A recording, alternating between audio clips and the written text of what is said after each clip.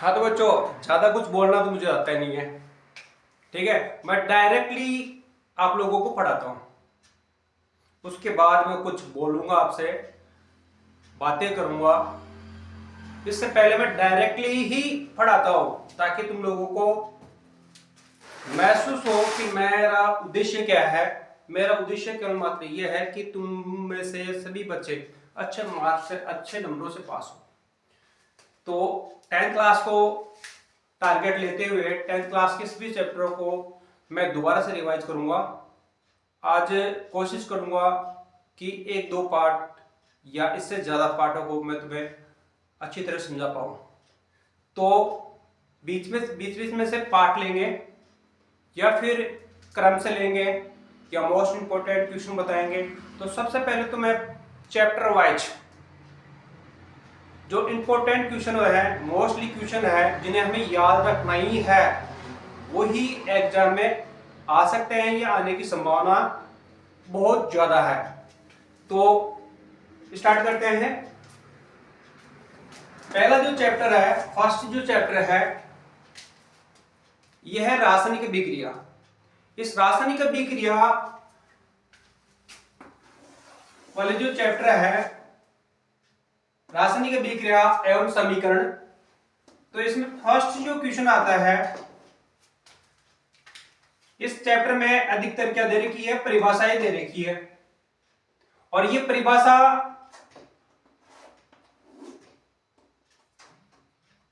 देते हुए इनके उदाहरण भी दे रहे हैं, साथ में इन समीकरणों को लिखना भी है, संतुलित भी करना है, तब जाकर के नंबर मिलेंगे। कैसे? सबसे पहले अगर कोई परिभाषा आती है, इन परिभाषाओं को सीक्वेंस तरीके से लिखना है, प्रॉपर। इसके बाद इसका रासायनिक समीकरण, जिसमें अभिकारक और उत्पाद को सही तरीके से लिखना है, उत्पादों की जो भौतिक अवस्था है उनको दर्शाना है। इसी के बाद आपको नंबर मिलेंगे। जैसे अगर एक नंबर का अगर क्वेश्चन आता है, उसमें परिभाषा पूछी जाती है, तो उस परिभाषा में 1/2 और प्लस 1/2, मतलब 1/2 का अर्थ होता है कि 1/2 परिभाषा लिखने पर नंबर आएंगे, और इसके बाद 1/2 समीकरण लिखने के बाद नंबर आएंगे। तो कुल मिलाकर के परिभाषा के साथ समीकरण को लिखना अनिवार्य होता है। उदाहरण देते हुए एग्जांपल जैसे लिख के बताता हूं मैं। सबसे पहले इस पार्ट को अगर रियलाइज की जाए तो सबसे पहले जो आती है वो आता है अभिक्रिया। अभिक्रिया अभिक्रिया किसे कहते हैं? अभिक्रिया का अर्थ है कोई ना कोई क्रिया, और ये क्रिया किसमें होती है? पदार्थों में, तत्वों में या फिर यौगिकों में। और यहां पर जो पदार्थ है, इन पदार्थों को जब लेंगे तो उसे क्या बोलेंगे? अभिकारक। अभिकारक अभिकारक का अर्थ होता है अभिक्रिया को प्रारंभ करने वाले। और अभिकारक को जब लेते हैं और यह भी कारक क्रिया करते हैं, रासायनिक क्रिया करते हैं, तो क्या बनते हैं? उत्पाद। और इन अभिकारकों को और उत्पाद को सूत्रों के रूप में दर्शाया जाता है, तो रासायनिक समीकरण बनता है। रासायनिक समीकरण। इस पार्ट की अगर बात की जाए तो सबसे पहले अभिक्रिया का अर्थ समझेंगे। अभिक्रिया का अर्थ है कि यदि कोई पदार्थ है और इस पदार्थ में कोई परिवर्तन हो रहा है, तो इस परिवर्तन को ही अभिक्रिया कहा जाता है।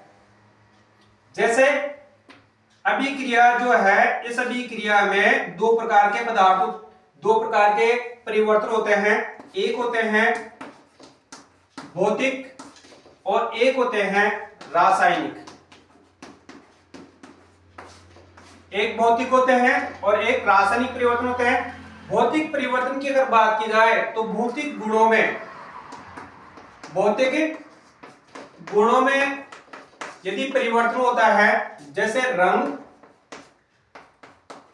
गंध या स्वाद या अवस्था में परिवर्तन होता है, तो इस प्रकार के भौतिक गुणों में होने वाले परिवर्तनों को भौतिक गुण कहा जाता है। और ये भौतिक गुण कुछ समय के लिए होते हैं, इसको हम अस्थायी कहते हैं, अस्थायी। ऐसी अभिक्रिया जो होती है वो अस्थायी अभिक्रिया कहलाती है। पदार्थों में होने वाली ऐसी अभिक्रिया को अस्थायी अभिक्रिया कहते हैं, भौतिक अभिक्रिया कहते हैं, जिसके माध्यम से केवल मात्र जो अभिक्रिया में जो भाग लेता है, जो पदार्थ, इस पदार्थ की केवल मात्र भौतिक अवस्था में परिवर्तन होता है, या इसका रंग परिवर्तित होता है, या स्वाद या गंध, और जो भी कुछ समय के लिए उसके पश्चात में वापस से कन्वर्ट अपनी पूर्व अवस्था में आ जाता है। जैसे अगर उदाहरण दे, एग्जाम्पल, जैसे यहाँ पर पानी है और इस पानी को अगर और ठंडा किया जाए तो ये बर्फ में परिवर्तित हो जाती है। लेकिन बर्फ कुछ समय के लिए होती है, ये वापस से रिलायज होकर के पानी में कन्वर्ट हो जाता है। इस कारण से ये परिवर्तन, ये जो अभिक्रिया हो रही है वो कौन सी अभिक्रिया है? भौतिक अभिक्रिया। अगर इसी प्रकार से अन्य उदाहरण ले तो है नैप्थेलीन। ये नैप्थेलीन या कपूर जिसको आपने अच्छी तरह देखा हुआ है, इस कपूर को अगर गर्म किया जाए तो ये भाप में कन्वर्ट होता है और वापस से रिटर्न कपूर में ही कन्वर्ट हो जाता है। अब बात करेंगे हम इस चैप्टर की। 10th क्लास में ये भौतिक अभिक्रिया नहीं दे रखी है, हमारे पास में यहाँ पर अभिक्रिया है रासायनिक अभिक्रिया। रासायनिक अभिक्रिया, और ये अभिक्रिया जो होती है वो होती है स्थायी।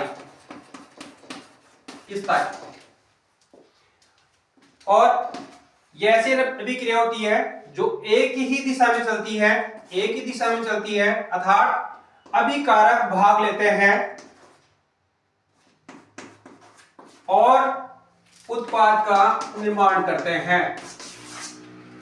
एक बार अभिकारक अभिक्रिया के पश्चात अगर उत्पाद में कन्वर्ट हो जाता है तो दोबारा से उत्पाद अभिकारक में कन्वर्ट नहीं होता। ये स्थायी होता है और एक बार परिवर्तन होने के बाद दोबारा से ये कन्वर्ट नहीं होता है। इस कारण से इसको रासायनिक अभिक्रिया कहते हैं। साथ में इसमें जो उत्पाद बनता है, इसका अणुसूत्र, इसके रासायनिक गुण अभिकारक से बिल्कुल अलग होते हैं। नंबर फर्स्ट, ये जो अभिक्रिया होती है ये मुख्य रूप से 4 प्रकार की होती है। चारों में से एक हमेशा क्वेश्चन आता है, पूछते हैं। पहली अभिक्रिया है संयोजन अभिक्रिया, संयोजन। दूसरी है वियोजन। तीसरी है विस्थापन और चौथी है द्विविस्थापन।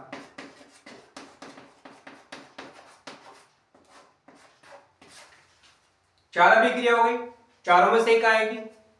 चारों को याद रखना है, चारों की परिभाषा प्लस चारों के समीकरण। बिल्कुल सिंपल है। संयोजन का जो अर्थ होता है वो होता है योग। योग का अर्थ होता है कि इसमें अभिकारक भाग लेंगे और आपस में जुड़ेंगे, लेकिन उत्पाद जो बनता है वो केवल एकल होता है। एकल मतलब एक ही उत्पाद बनेगा। तो समझ जाओ सीधा सा कि दो यौगिक होंगे या दो तत्व होंगे या इसके अलावा दो पदार्थ होंगे, ये दोनों के दोनों आपस में जुड़ेंगे और एक उत्पाद का क्या करेंगे, निर्माण करेंगे। अगर इसको उदाहरण से समझाए तो इसको A प्लस बी मान करके हम यहाँ पर अभिक्रिया चिन्ह लगा करके और ए बी कन्वर्ट कर सकते हैं। जैसे ए अभिकारक बी अभिकारक आपस में मिलते हैं और ए बी बनाते हैं, तो यहाँ पर हम लेते हैं सीधा सिंपल सा कार्बन, कार्बन का प्रतीक जो होता है सी होता है, ये ऑक्सीजन के साथ में भी क्रिया करता है और क्या बन गया, CO2। ये जो है बिल्कुल सिंपल है उदाहरण। परिभाषा देंगे तो कैसे देंगे, ऐसी रासायनिक विक्रिया है, क्योंकि ये रासायनिक विक्रिया है तो ये रासायनिक विक्रिया है तो हम सबसे पहले इसको आगे जोड़ेंगे। ऐसी रासायनिक विक्रिया जिसमें दो या दो से अधिक अभिकारक आपस में मिलकर एकल उत्पाद का निर्माण करते ही है, ऐसी रासायनिक विक्रिया को संयोजन विक्रिया कहा जाता है। वापस से देख लो,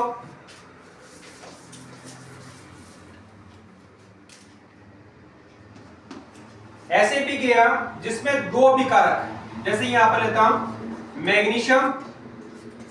मैग्नीशियम प्लस ऑक्सीजन, ये क्या है, अभिकारक। और ये अभिकारक कितने हैं, एक और दो, ये दोनों के दोनों अभिकारक आपस में विक्रिया करेंगे और एकल उत्पाद का दोनों जुड़ेंगे, तो ये हो गया MgO, मैग्नीशियम ऑक्साइड। ये क्या है, उत्पाद। परिभाषा क्या हो गई, संयोजन विक्रिया है,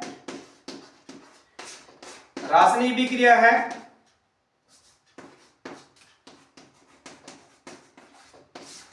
संयोजन विक्रिया है। ये संयोजन विक्रिया एक रासायनिक विक्रिया होती है।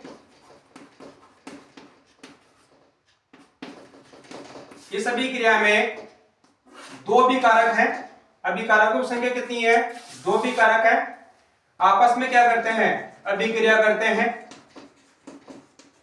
और क्या बनाते हैं, उत्पाद। और उत्पाद कौन सा होता है, एकल उत्पाद। तो ऐसी विक्रिया को संयोजन विक्रिया कहा जाता है। ये जो है रासायनिक समीकरण है, संतुलित करना है इसको। मैग्नीशियम जो है एक है दोनों तरफ, अभिकारक में भी और उत्पाद में भी। ऑक्सीजन कितने हैं, दो है, यहां पर सिंगल है, एक ही है, तो सबसे पहले इसको संतुलित करेंगे तो इसके आगे क्या लगाएंगे, दो। अब दो लगाते ही एक अभिकारक, एक तत्व का अगर हम क्रम चेंज करते हैं, इसको दो से गुणा करते हैं, तो इसके जस्ट आगे वाला जो है मैग्नीशियम, ऑटोमेटिक इनकी संख्या क्या होती है, बढ़ जाती है। तो इनकी संख्या को हम क्या करेंगे, काउंटिंग करेंगे, तो ये और यहाँ पर दो और यहाँ पर एक आ रही है, तो हम क्या करेंगे, इसे भी दो से गुणा कर देंगे, तो ये जो मैग्नीशियम है वो क्या हो गया, संतुलित, अर्थात ये पूरा समीकरण जो है संतुलित है। अब इसको लिखना कैसे है, एग्जाम में कैसे लिखना है, सबसे पहले क्या करोगे आप, ये क्वेश्चन संख्या कौन सा है, जैसे मान लेते हैं एक है, इसको डैश डैश डैश खाली छोड़ना है, इसके नीचे आंसर लिखना है और यहां पर पॉइंट लगा करके संयोजन विक्रिया को दर्शाना है। ये इसके नीचे लाइन खींचनी है, मोटा अक्षरों देना है और यहां पर परिभाषा लिखनी है। इसके बाद एक लाइन छोड़नी है और एग्जाम्पल, और यहां पर लिखना है Mg प्लस O2 अभिक्रिया चिन्ह MgO। संतुलित करने के लिए यहां पर दो और इसके ऊपर भी दो लगाना है, ठीक है। इस तरह से पहले क्वेश्चन का क्या देना है, आंसर देना है। अगर दूसरी परिभाषा की अगर बात की जाए तो वो है वियोजन। वियोजन अभिक्रिया, वियोजन का अर्थ होता है संयोजन का जस्ट उल्टा है। वियोजन मतलब होता है कि कोई एकल अभिकारक होगा और वो टूटेगा और दो भागों में कन्वर्ट हो जाएगा, दो अभिकारक, एक अभिकारक दो उत्पाद में कन्वर्ट हो जाएगा, तो इसको हम बोलेंगे, या अगर इसको लिखेंगे तो कैसे लिखेंगे, उदाहरण से AB, ये कोई एक अभिकारक है, एक अभिकारक है, और ये अभिकारक कौन सी भी क्रिया कर रहा है, वियोजन अभिक्रिया। और इस वियोजन अभिक्रिया में ये क्या होगा, अपघटित होगा, टुकड़ों में टूटेगा और A प्लस बी का निर्माण होगा। तो ये क्या है, उत्पाद। ए बी किस में कन्वर्ट हो गया, A प्लस बी में। अगर इसका उदाहरण दें,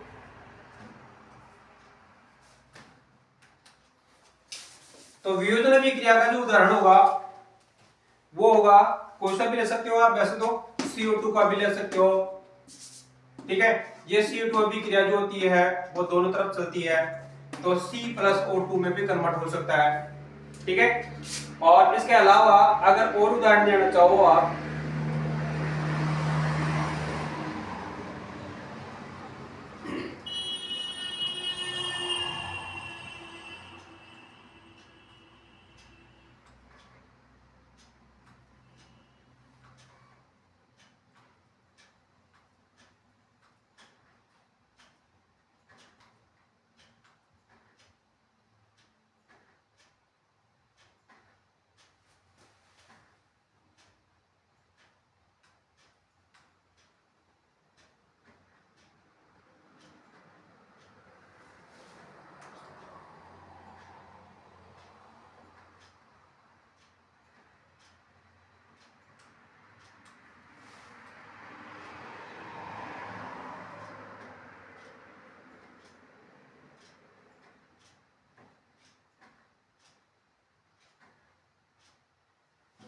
हाँ,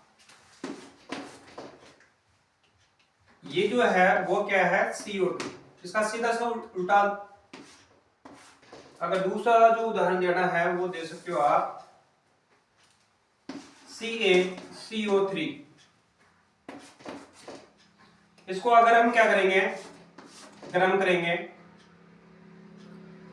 तो ये CaO प्लस CO2 में कन्वर्ट हो जाएगा कैल्शियम कार्बोनेट। इस कैल्शियम कार्बोनेट को अगर हम गर्म करेंगे तो ये CaO प्लस CO2 मतलब कार्बन डाइऑक्साइड,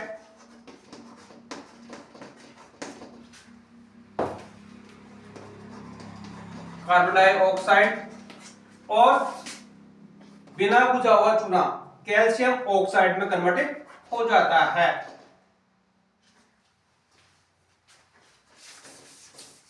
आगे समझ में, मतलब जो बिना बुझा हुआ चूना है,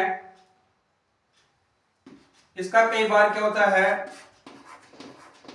एक नंबर का क्वेश्चन आता है कि बिना बुझा हुआ चूना और बुझा हुआ चूना दोनों की सूत्र याद रखना है। यह है CaOH का होल ट्वाइस। ये दोनों के दोनों जो कन्वर्ट होते हैं वो होता है CaCO3 कैल्शियम कार्बोनेट। ये एक पत्थर होता है, कड़ियों का पत्थर, जिसको गर्म किया जाता है और गर्म करने के बाद इसमें से CO2 गैस बाहर निकल जाती है। शेष मात्रा में कैल्शियम ऑक्साइड बिना बुझा हुआ चूना प्राप्त होता है। अगर इसमें H2O जल मिलाया जाता है तो हमारे पास में CaOH का होल ट्वाइस का निर्माण होता है, मतलब बुझा हुआ चूना प्राप्त होता है। अगला नेक्स्ट,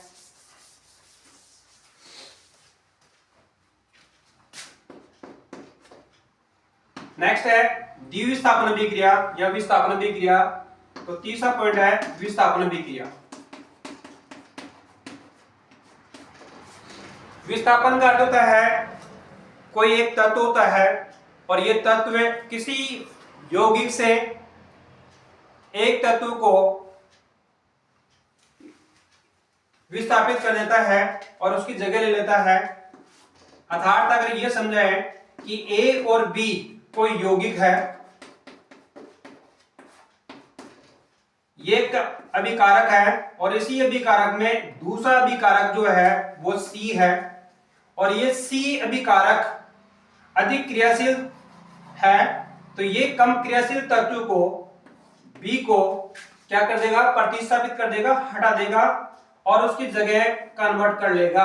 अर्थात यहां पर A और C का निर्माण होगा प्लस B जो है वो बाहर निकल जाएगी। अर्थात विस्थापित हो जाएगी। अर्थात सी के द्वारा बी को क्या कर दिया गया, विस्थापित कर दिया गया। अर्थात ये एक यौगिक है और ये एक तत्व है। तो परिभाषा क्या हो गई, ये यौगिक दो तत्वों से मिलकर बना हुआ है, दो तत्व आपस में मिलते हैं, यौगिक का निर्माण होता है। और इसी प्रकार ये एक सिंगल तत्व है। तो ये जो विस्थापन की अभिक्रिया है, इसमें अगर इसको हम परिभाषित करें या किया जाए तो कैसे करेंगे कि ये कौन सी अभिक्रिया है, रासायनिक, क्योंकि भौतिक तो है नहीं, रासायनिक है, ठीक है। तो विस्थापन अभिक्रिया एक ऐसी रासायनिक अभिक्रिया होती है जिसमें एक तत्व दूसरे तत्व को उसके यौगिक से क्या कर देता है, विस्थापित कर देता है, ठीक है। और इस प्रकार की जो अभिक्रिया होती है उसे विस्थापन अभिक्रिया कहा जाता है। दोबारा से देख लो, विस्थापन अभिक्रिया एक ऐसी अभिक्रिया होती है जिसमें कोई एक तत्व, विस्थापन अभिक्रिया कोई ऐसी अभिक्रिया होती है, या हम बोलेंगे ऐसी नहीं, हम बोलेंगे विस्थापन अभिक्रिया एक रासायनिक अभिक्रिया होती है जिसमें एक तत्व दूसरे तत्व को उसके यौगिक से प्रतिस्थापित कर देता है। अब इसको उदाहरण से समझाएंगे, तो कैसे समझाएंगे, Zn जिंक, यहां पर सल्फेट, यहां पर लेंगे जिंक और यहां पर लेंगे कॉपर सल्फेट CuSO4। ये जो जिंक है एक तत्व है, कॉपर सल्फेट एक यौगिक है। इस यौगिक में तीन तत्व दिखाई दे रहे हैं, कॉपर, सल्फर और ऑक्सीजन। ये जो जिंक है इस कॉपर से अधिक क्रियाशील धातु है क्योंकि इसकी संयोजकता कॉपर से ज्यादा है। तो ये जो जिंक है ये कॉपर को क्या कर देगा, प्रतिस्थापित, और इसकी जगह ले लेगा। तो क्या बनेगा, ZnSO4 प्लस Cu, राइट। दूसरा जो उदाहरण लेना है वो इसकी जगह और भी ले सकते हो आप, Fe फेरिक CuSO4, सेम वैसे ही FeSO4 प्लस Cu, राइट। अगला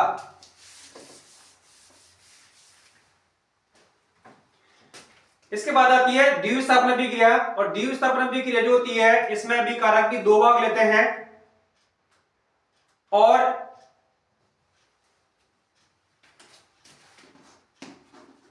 द्विव मतलब दो अभिकारक, दो अभिकारक भाग लेंगे, इसमें दो अभिकारक भाग लेंगे। और ये जो अभिकारक है इनमें आयनों का आयन दो होते हैं, धनात्मक और ऋणात्मक। आयनों का क्या होगा, आदान और प्रदान।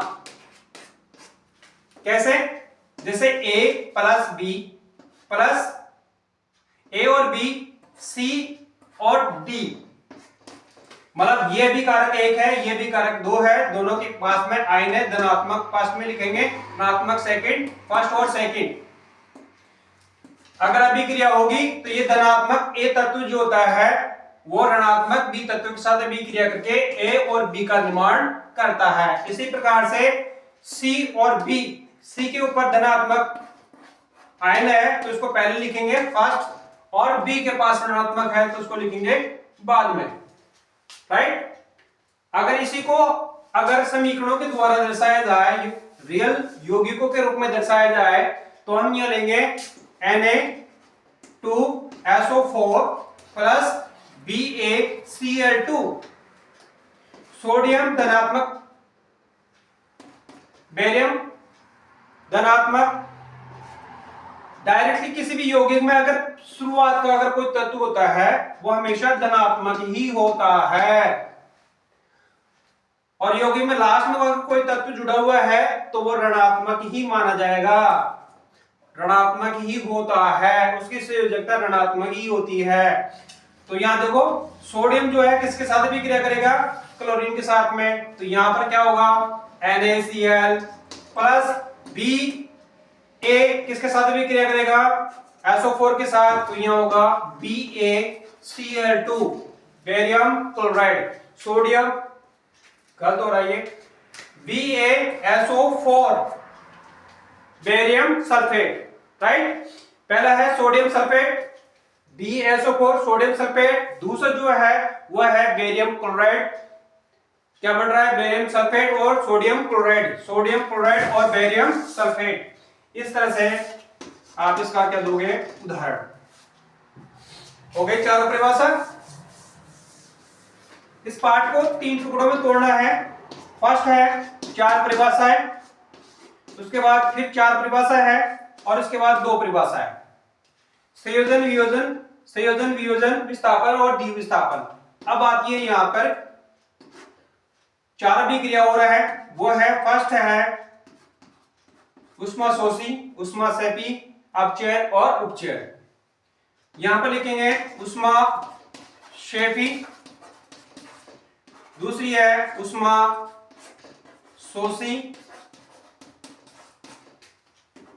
अपचयन,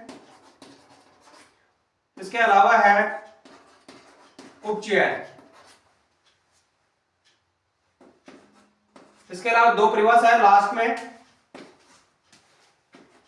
फर्स्ट है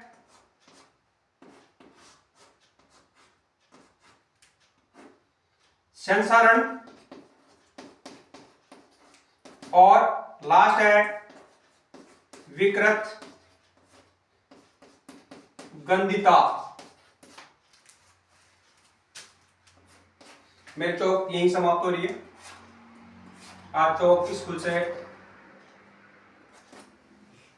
ले नहीं पाया, ये काफी दिनों की चौक रखी थी दराज में, ढूंढा है मैंने, और अब ये इतनी चौक है तो मैं इनकी परिभाषा डायरेक्टली बताता हूं।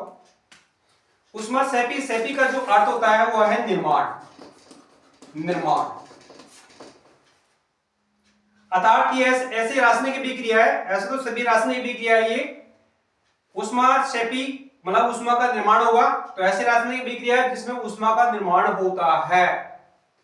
ऊष्माशोषी ऐसी रासायनिक अभिक्रिया, शोषण का होता है कमी, तो ऐसी रासायनिक अभिक्रिया जिसमें ऊष्मा की हानि होती है, ऊष्मा की कमी होती है। जैसे यूरिया को अगर जल में मिलाया जाए और हथेली पर रखा जाए तो यूरिया का जो पानी होता है या यूरिया जो पानी के साथ मिलती है तो हाथ जो है ठंडा हो जाता है। फिर है अपचयन, एक है उपचयन। उप का अर्थ होता है ऑक्सीजन, आपका अर्थ यहां पर हम मानेंगे H, होता नहीं है, मैं बता रहा हूं। अपचयन अभिक्रिया ऐसी अभिक्रिया होती है जिसमें हाइड्रोजन का योग होता है लेकिन ऑक्सीजन का क्या होता है? त्याग, योग और यहां पर त्याग। लेकिन अपचयन की अगर बात की जाए तो अपचयन अभिक्रिया में सेम इसका उल्टा होता है कि ऑक्सीजन का योग होता है और हाइड्रोजन का क्या होता है? त्याग होता है। संसारण अभिक्रिया, अगर संसारण अभिक्रिया की अगर बात की जाए तो संसारण, संसारण तो इसका अर्थ होता है क्षारण, क्षरण का अर्थ होता है जंग लगना, अर्थात जंग लगने की जो प्रक्रिया होती है वो किस पर होती है? धातुओं पर, धातुओं पर। और कितनी है धातु? 90+। कितनी है? 90+। और अधातु कितनी है? 22। शेष बची हुई 118 में से सारे के सारे क्या है?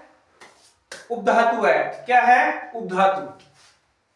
देखता हूं चौक मिलेगी, मिल गई, राइट, मिल गई, काफी।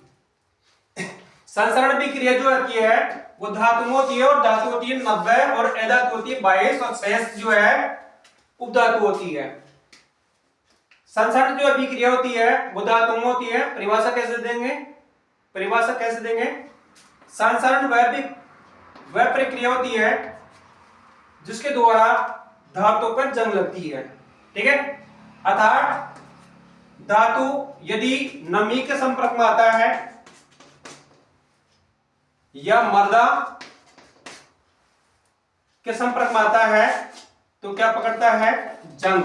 और जंग लगने की प्रक्रिया को क्या बोलते हैं? संसारण। तो संसारण क्या हो गया? जंग लगने की प्रक्रिया को संसरण कहा जाता है।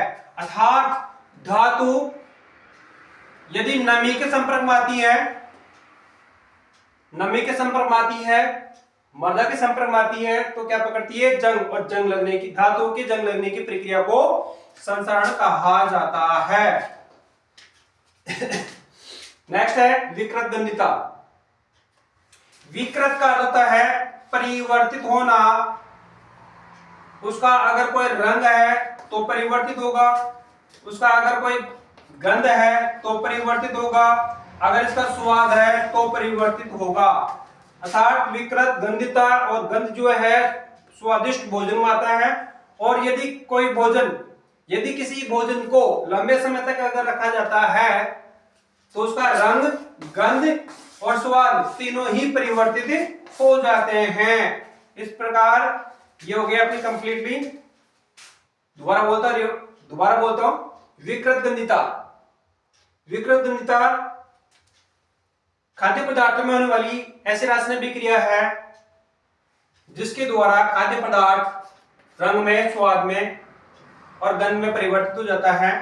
अर्थात इसका रंग, गंध और स्वाद तीनों परिवर्तित हो जाते हैं, क्योंकि इसमें उपचयन अभिक्रिया होती है। और उपचयन अभिक्रिया के फलस्वरूप इसमें रंग और गंध और स्वाद तीनों परिवर्तित हो जाते हैं। अर्थात इसको हम और भी तरीके से समझाना हो तो क्या लिखेंगे?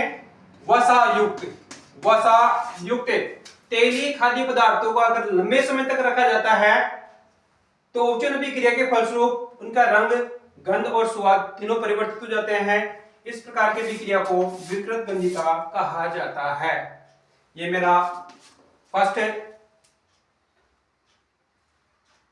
बार ये YouTube चैनल है, तो हो सकता है बहुत सारी गलतियां हो, लेकिन सुधार करेंगे।